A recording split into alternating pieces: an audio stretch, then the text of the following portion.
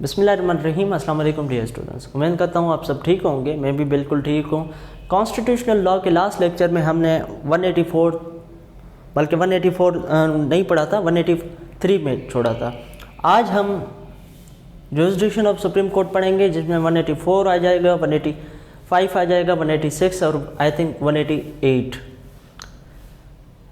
जो 4 जुरिसडिक्शन है supreme court के, वो हम आज डिस्कस करेंगे। लेक्चर को स्टार्ट करने से पहले मैं आपसे एक रिक्वेस्ट करूंगा कि आप मेरे काइंडली इस वीडियो को लाइक करें और इस चैनल को सब्सक्राइब करें।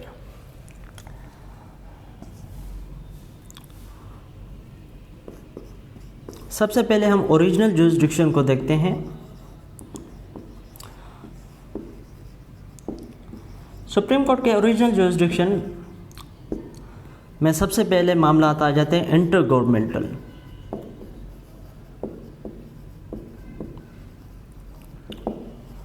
अगर दो गवर्नमेंट्स के बीच कोई डिस्प्यूट है तो वो सुप्रीम कोर्ट ओरिजिनल जुरिसडिक्शन है कि वो सुने। जैसा कि सिंध और फेडरल गवर्नमेंट, सिंध गवर्नमेंट और फेडरल गवर्नमेंट या सिंध गवर्नमेंट पंजाब गवर्नमेंट के बीच अगर कोई मामला है तो वो direct supreme court original jurisdiction में सुनेगी। सेकेंडली, हाई कोर्ट को जो 199 आर्टिकल में पावर्स हैं वो same to same powers supreme court के हैं 184(3) में, लेकिन यहाँ पे 2 कंडीशंस लगाई गई हैं। एक तो मामला हो फंडामेंटल राइट्स का,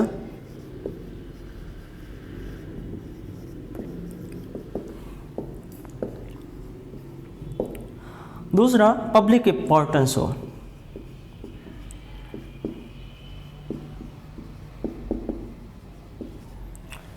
एक फंडामेंटल राइट्स का मामला हो, दूसरा पब्लिक इंपॉर्टेंस भी हो, तो फिर सुप्रीम कोर्ट के ओरिजिनल जुरिसडिक्शन में आप जा सकते हैं।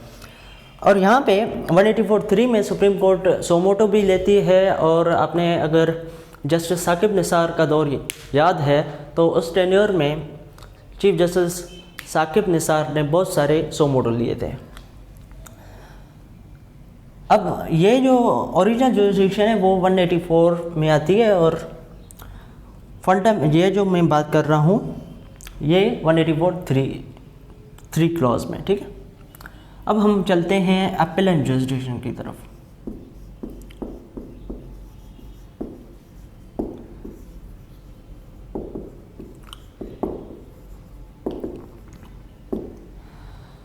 सुप्रीम कोर्ट में अपील्स जो आती हैं, एक अपील एज अ राइट होती है,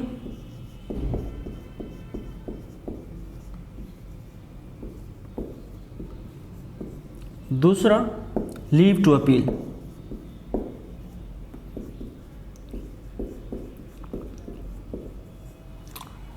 अपील एज अ राइट मैं आपको समझाता हूं और लीव टू अपील भी समझाता हूं। आर्टिकल 185 क्लॉज 2 में जो भी सिचुएशंस दी गई हैं, इन केसेस में अपील एज अ राइट सुनी जाएगी। उसमें मतलब अपेलेंट का ये राइट है कि सुप्रीम कोर्ट उसकी अपील सुने। लेकिन 185 क्लॉज 2 में अगर जो भी आते हैं उसमें तो अपील एज अ राइट होगी, लेकिन इसके सिवा जो भी अपील्स दाखिल होंगी वो क्या होंगी? Leave to appeal. सबसे पहले मैं अपील एज अ राइट का एक मिसाल देता हूँ। हाई कोर्ट अगर 185 और 2 में कुछ सिचुएशंस हैं, मैं सारे नहीं पढ़ूंगा क्योंकि हम बेयर रीडिंग नहीं कर रहे तो हमें मुश्किलात होगी। मैं जस्ट आपको एग्जांपल दे के समझा रहा हूँ। अब हाई कोर्ट अगर कंटेम्प्ट में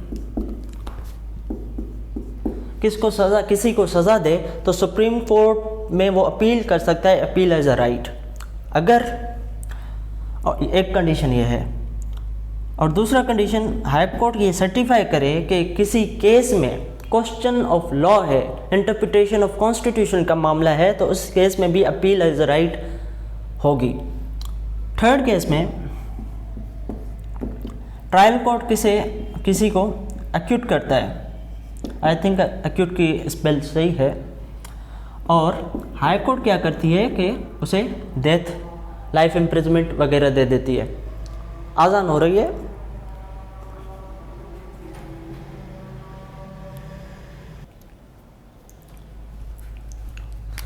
जी, हम बात कर रहे थे कि अगर ट्रायल कोर्ट किसी को अक्यूट कर देता है तो हाई कोर्ट उसको अगर अपील में डेथ या लाइफ इम्प्रिजमेंट दे देता है तो इस केस में भी अपील एज अ राइट होगा। ठीक है। और कुछ सिविल के मामलात हैं जिसमें भी अपील एज अ राइट होती है, लेकिन क्योंकि हम बेयर रीडिंग नहीं कर रहे हैं तो हमें मुश्किलात होगी यहाँ पे सिविल उस क्लॉज को पढ़ने में। ठीक है, तो वो अभी हम स्किप कर रहे हैं। ये तो हो गया अपील एज अ राइट। अब लीव टू अपील क्या है? इन केसेस के अलावा जो भी अपील्स दाखिल होंगी उनमें लीव टू अपील होगी। लीव का मतलब क्या होता है? परमिशन। ठीक है। अब लीव टू अपील होगी मतलब अपील दाखिल करने की इजाज़त मांगेंगे, और अगर लीव टू अपील ग्रांट हो गई तो फिर वो अपील लाई करेगी, अदरवाइज नहीं लाई करेगी। ठीक है। थर्ड जुरिस्डिक्शन है सुप्रीम कोर्ट की, वो है एडवाइजरी।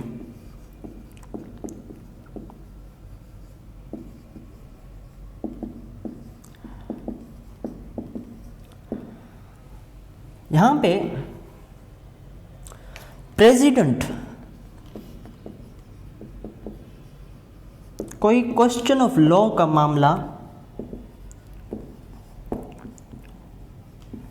भेज सकते हैं सुप्रीम कोर्ट को, क्योंकि सुप्रीम कोर्ट उनको इंटरप्रेट करे। जैसा कि अगर आपको याद है तो रिसेंटली जो प्रेसिडेंट हैं आरिफ अलवी, उन्होंने सुप्रीम कोर्ट को एक रेफरेंस भेजा था। वो था सीक्रेट बैलेट के हवाले से, जब सेनेट के इलेक्शन हो रहे थे तो उस वक्त वो रेफरेंस भेजा गया था। वो भी इंटरप्रिटेशन का मामला था। ठीक है। अब इसमें एडवाइजरी जुरिस्डिक्शन में सुप्रीम कोर्ट एडवाइज करती है किसको? प्रेसिडेंट को, क्योंकि प्रेसिडेंट ही रेफरेंस भेजता है। अगर मैं इसमें जस्ट एक दो लाइन पढ़ लूँ तो आपको समझ में आ जाएगा कि if at any time the president considered it is desirable to obtain an opinion of Supreme Court on any question of law which he considers of public importance, he may refer the question to Supreme Court for consideration. ठीक है। तो फिर क्या करेगा supreme court? उसमें अपना opinion दे के वो ओपिनियन प्रेसिडेंट को भेज देगी। ये हो गया 186 आर्टिकल के तहत ये होता है। फोर्थ नंबर पे आ जाती है हमारी रिव्यू जुरिस्डिक्शन।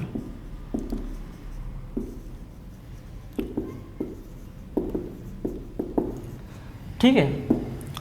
अब रिव्यू जुरिस्डिक्शन में सुप्रीम कोर्ट जब भी कोई ऑर्डर, जजमेंट वगैरह पास करती है तो अपने ही ऑर्डर, अपने ही जजमेंट को रिव्यू करती है। जैसा कि जस्टिस काजी फायज ईसा का जो केस था, कॉन्स्टिट्यूशनल पिटिशंस थे, जिसमें सुप्रीम कोर्ट ने एक जजमेंट दी कि एफबीआर को मामला भेजने का। फिर अपील्स, फिर रिव्यू दाखिल हुए, रिव्यू फाइल हुए, और उसके बाद रिव्यू में सुप्रीम कोर्ट ने अपने ही जजमेंट को रिव्यू किया और उसको ओवरटर्न कर दिया। ठीक है। तो ये हो गया रिव्यू जुरिस्डिक्शन। अब हम ब्रीफली रिवाइज करते हैं कि सुप्रीम कोर्ट के जुरिस्डिक्शन कितने, मेनली 4 जुरिस्डिक्शन है। अब original, appellant, advisory, review jurisdiction. अब ओरिजिनल में कौन कौन से मामला आ जाते हैं? एक आ जाते हैं इंटर गवर्नमेंटल, दूसरे जो कि 199 में सुप्रीम हाई कोर्ट को जो भी इख्तियार है वो सेम टू सेम 184(3) में सुप्रीम कोर्ट को है। ठीक है। यहाँ पे सोमोटो भी ले सकती है सुप्रीम कोर्ट। और सेकंड नंबर में अपेलेंट जुरिस्डिक्शन है जिसमें अपील एज अ राइट होती है। दूसरे नंबर पे लीव टू अपील होता है। थर्ड में एडवाइजरी जुरिस्डिक्शन जिसमें सुप्रीम कोर्ट से ओपिनियन लिया जाता है, एडवाइस ली जाती है।